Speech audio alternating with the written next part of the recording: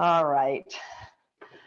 So welcome to the Beginner Yoga Series. I'm Andrea Trank. I'm a certified yoga teacher, certified health coach, certified heart math coach, former school teacher, both at the college and high school level, and a former caregiver. Unfortunately, my mom and dad have both passed away. My mom had Alzheimer's and my dad had dementia, and I spent the 10 years of my life helping them all the time. And I miss them terribly, but I know I'm blessed by, the heart I gave them is coming back to me so much from them.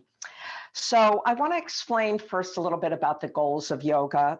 Yoga, the word means union. So one of our goals is to unite our body, breath, and mind through mindfulness movement. So in other words, there's lots of stretching and things like that can be done in other practices, but it's not yoga unless we're uniting our body, our breath, and our mind. So the presence is very important. The breath is very important. The doing the poses so that it feels right in your body is really important. So physically, the goal of yoga is to create more ease of movement, more range of motion, more balance, and more strength. You'll notice I didn't say stretching. Stretching is this word that's become synonymous with yoga, but stretching for body workers means a rubber band, right? You stretch a rubber band and then you end up with a lax rubber band, and nobody wants to walk around with muscles that are like an underwear with an old stretched out rubber band. So that is not our goal. And so I'll probably stress that a lot in this series.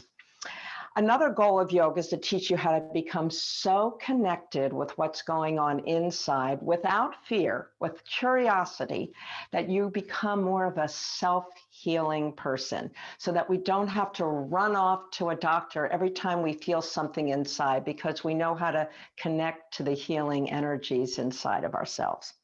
So having said all this, at no time during your practice should anything you do cause you great pain or discomfort. We'll use a sensation scale on all our moves. So from 0 to 10, you don't want to be a 0. That means you're not feeling anything. You don't want to be a 10. I think for most people, somewhere between a 4 and an 8, depending on, what they're comfortable with, is a great number to have on a sensation scale. And I'm going to show you some of the basic yoga poses today that you would see in literally any yoga class. And I'm going to be very focused on safety. And we're going to start on our backs. So go ahead and get comfortable on your back.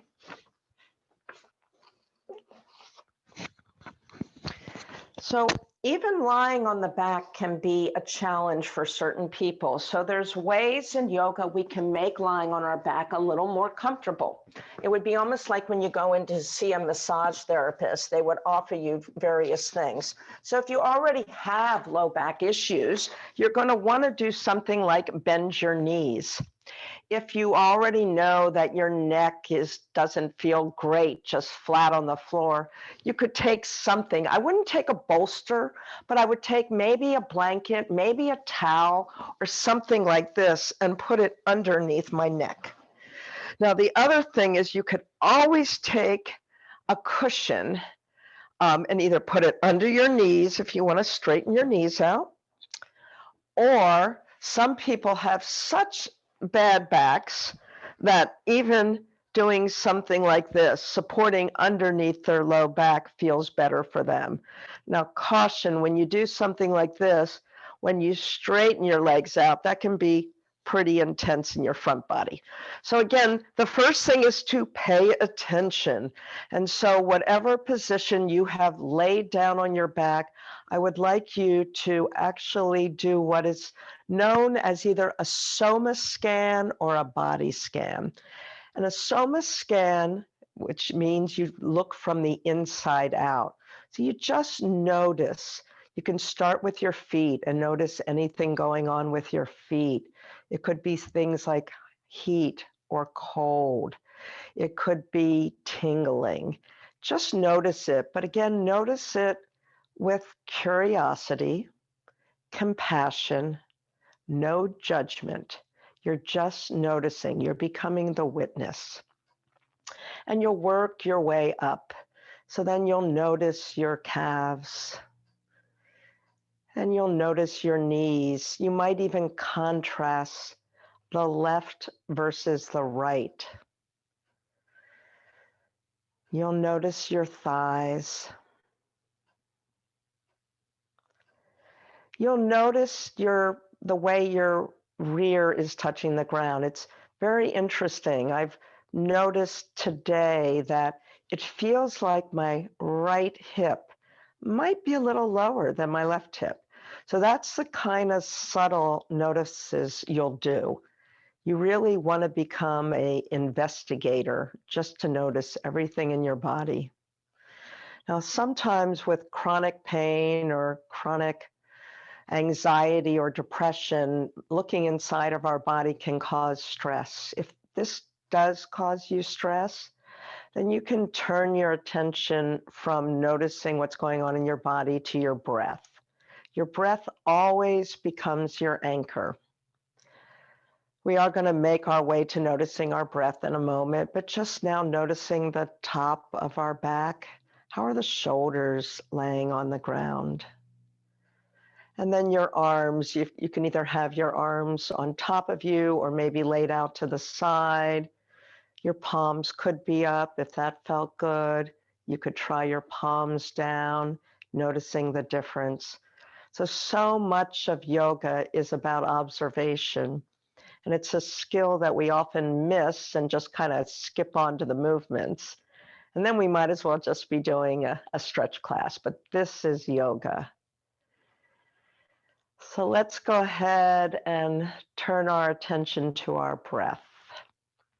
So this is where you really have to not be judgmental, because I remember the first probably 5 years of taking yoga, I was never breathing what I thought was right.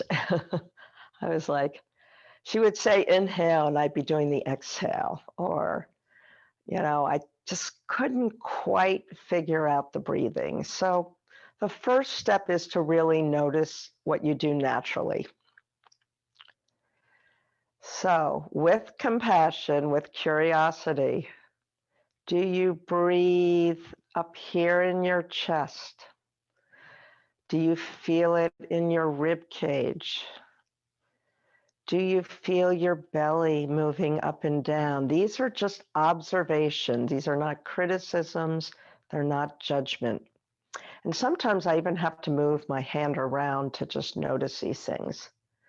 Like noticing up here, am I breathing here? Am I breathing in my rib cage? Do I feel my belly rise and fall? And even more interesting is to notice, are you a mouth breather or a nose breather? Now, this is probably one of the things I'm really going to stress, that if you are able, whenever possible, breathe through your nose. Your nose is the apparatus made for breathing. Your mouth is made to do a lot of other things like talking and eating and drinking. So, now obviously I'm not going to be keeping my mouth shut, but if you can, you could even purse your lips. And now notice how this changes your breath.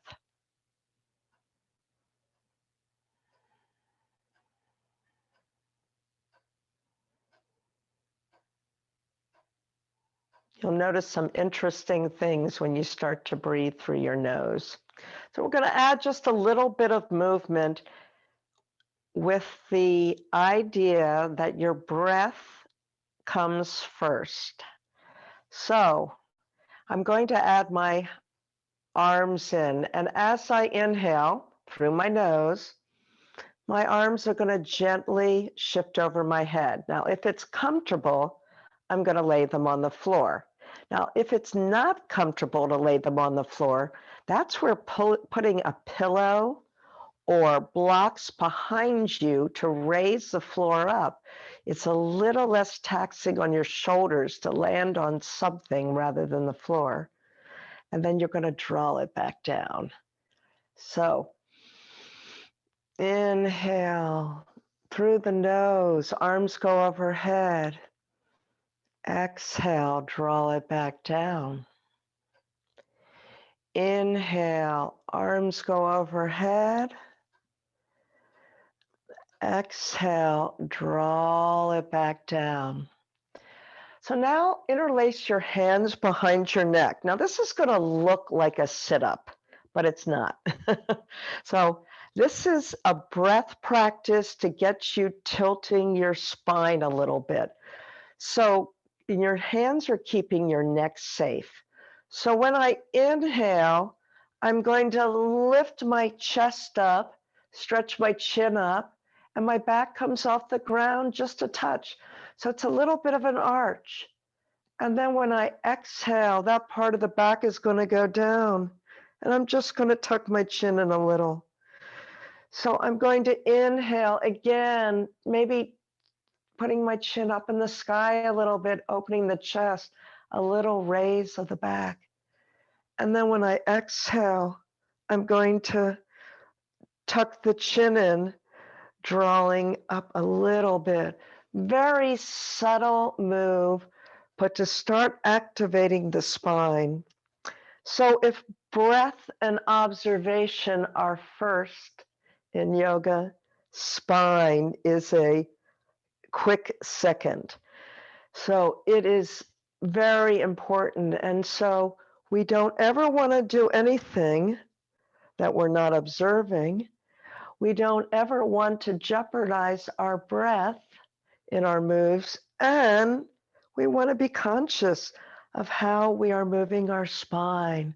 Go ahead and release that and maybe gently turn your head side to side, not lifting it off the ground. This is sort of a somatic release for your neck. So let's do something similar with our lower body. Again, if you have low back issues, you can continue to maintain this bent knee posture the whole time. If you want to, and you're not having low back issues, you would lengthen your legs out. So back to that first move, our arms going over the head on the inhale. Now, notice if your back is gently lifting off the ground when you do that. And then when you exhale, draw your left knee in. So now your back comes onto the ground, at least on the left side. Let's do the right side. Inhale, my back lifts gently off the ground. I'm moving my spine. Exhale, my right knee is moving in. Inhale, arms overhead, a gentle lift of the back off the ground. Exhale, left knee in. Inhale, a gentle lift off the ground. Exhale, right knee in. Now you heard, if you can listen carefully, you heard my creaking, cracking bones. The next time you do this, I'd like for both of your knees to come in. All right, now, this is a great starting position. Here's the issue. If you have been diagnosed with osteoporosis or osteopenia, I don't want your knees to come super far in like this. That's really hard on the spine. So you wouldn't go past like a 90-degree angle. Do you see the difference between this and this? I did a bone scan and my bones right now are in really good shape, in part thanks to my yoga. So when you're in this position, you should have your back kind of curled to the ground a little bit. But we don't want to hold our breath the whole time. So let's see how we can breathe without releasing this nice touching back to the ground. So in this case, when I breathe in, if I'm trying to breathe deeply, I will feel my ribs maybe expand sideways. So even imagine your ribs are expanding sideways on the inhale, and then on the exhale, the ribs come back in. So we can do so many different things just with the breath. Inhaling through the nose, ribs go out. Exhaling, ribs come in.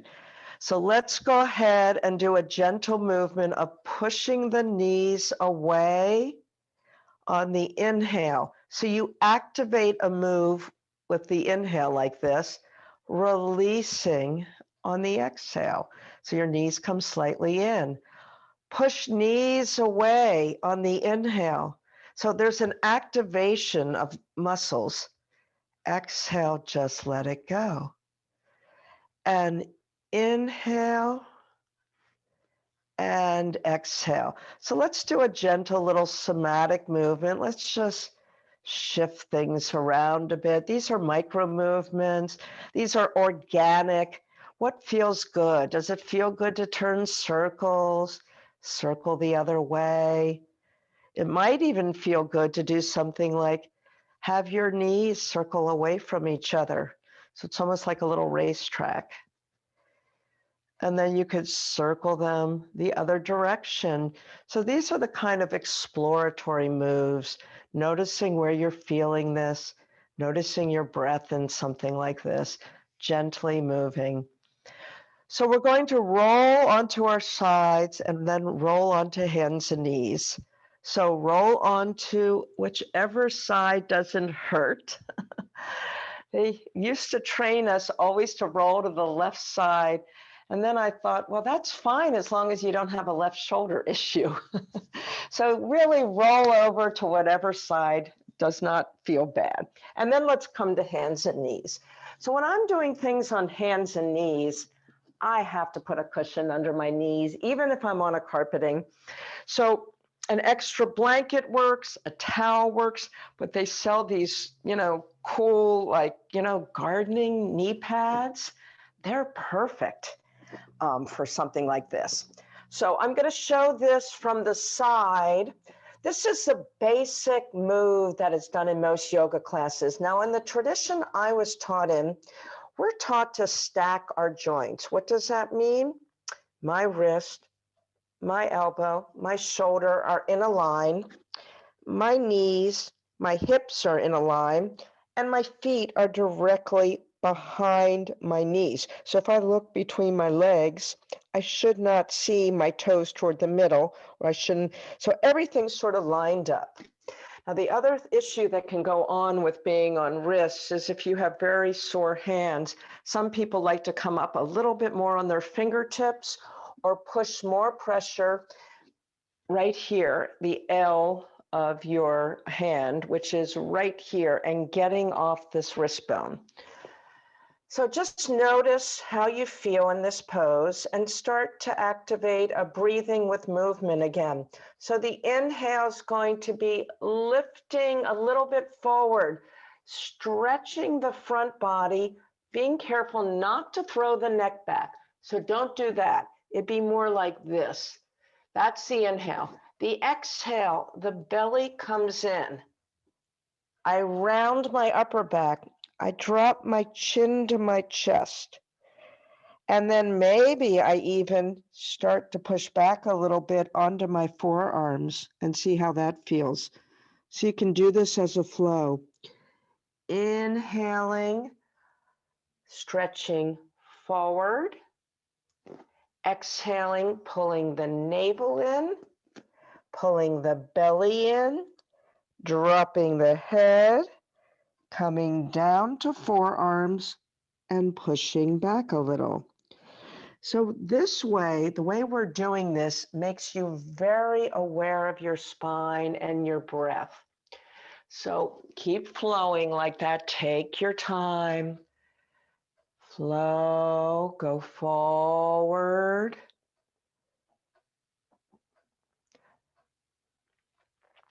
So don't forget to come up on the hands each time unless you're having real bad wrist issues when you come forward. So unless you're having bad wrist issues, I'd love for you to come up a little bit on the front part and then come all the way back to the child's pose. This is called child's pose. And then come forward.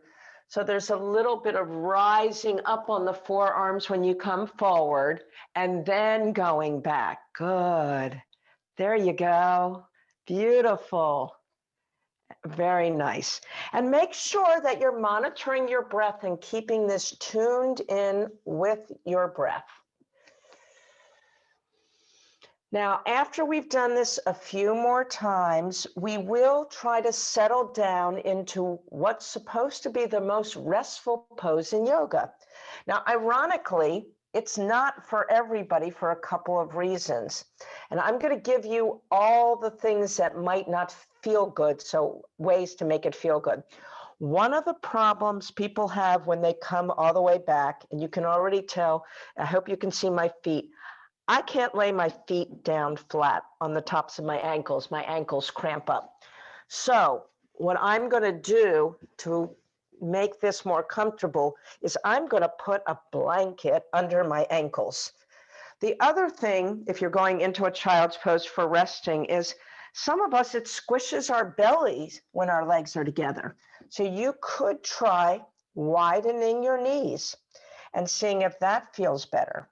Because this is supposed to be your rest pose. If it's not feeling restful, now the only other thing back here is a lot of us, our butt does not touch the thighs. So you could take that cushion you had, or you could take a blanket, roll it up, and then I would put that between my calves and my thighs. And then I'll see if I can get comfy here. Now, if this feels good and restful, you should still feel a lovely, and I don't like to use the word stretch, a release of your back. If you're feeling that lovely release, but maybe you can't get your head to the ground. In that case, there'd be another pillow here, or a bolster, or a block, or something to allow your head. The other thing you could do is stack your hands. So sometimes I stack my hands. So the thing is, fiddling around with a pose like this at the beginning allows you to access the pose so that you can stay here for a time and really focus on your breath and focus on grounding. If you have deep relaxation you need to do. But again, the pose has to feel good before your body will start to soften and stop yelling at you. If you want to calm down, you can't have a body that's uncomfortable. So you just start to settle into this pose with your breathing. And one of the ways that you can relax is take a deep inhale through your nose. And then open your mouth and just sigh it out. This is the one time we can do mouth breathing safely. Believe it or not, a sigh can be one of the most relaxing things we can do. Back to inhaling through your nose. Exhaling with a sigh. Inhaling through your nose. Exhaling with a sigh. Inhaling through your nose. Exhaling with a sigh. All right, I am going to show you one more pose. And this pose is the famous downward facing dog. I'm going to show it to you in a couple of different ways so you can see what's appropriate for you. The thing about a downward dog is it's wonderful for stretching the spine, and it's wonderful for giving you a different perspective because your head is down and your legs are kind of up. So you want to make yourself look like a V. And there's a couple of ways to do it. So if you have no wrist or shoulder issues, I would start on my hands and knees. My toes would tuck. and I would lift my butt up in the air. Now, the thing that you'll notice I'm doing is I am keeping my knees bent. Why am I keeping my knees bent?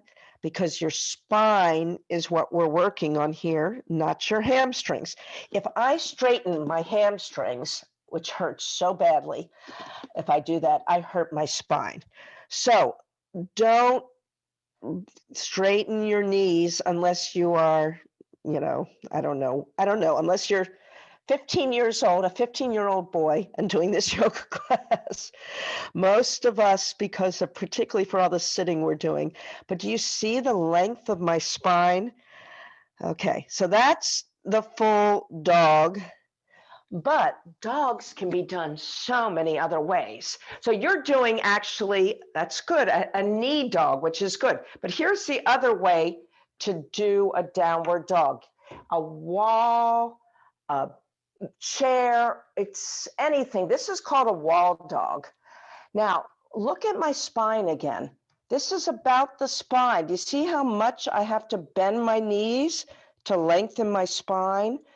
You want to feel incredible length in the spine. You don't want to feel leg stretching. That we handle a completely different way. So a downward dog, the safe downward dog, if it doesn't feel good upside down, can be done against something. Good. Now, make sure that you are drawing your shoulders back toward each other. Yes. And engaging the belly still. Good. And then let's come up to standing just for a minute. I can't quite tell if you were doing that straight or crooked. Were you, okay, because it looked like maybe you were leaning to the side. So be very careful that you lean forward when you do it.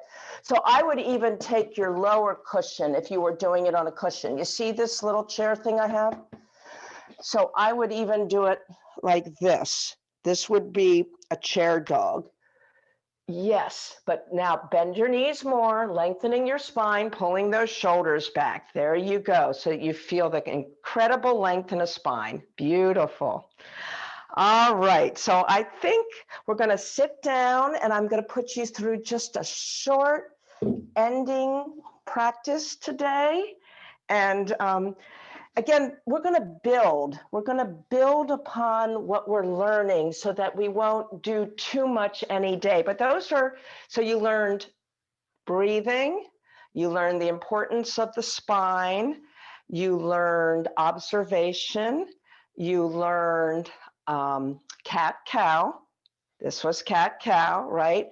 And child's pose and downward dog. So we actually accomplished a great deal in 30 minutes.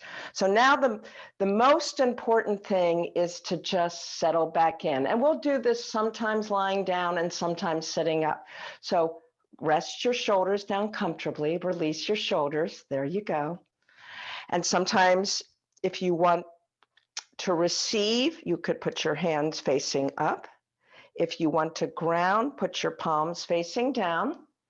If you are comfortable where you are, you would close your eyes. If not, you could always soft gaze to a spot on the floor.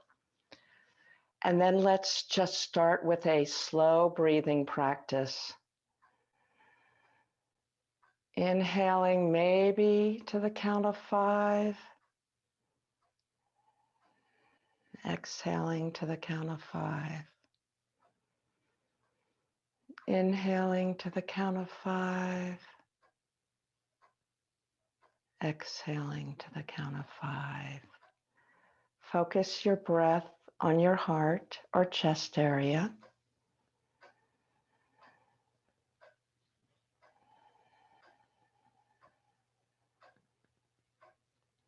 Activating a feeling of care or compassion, appreciation for yourself, for all the things you do in the world,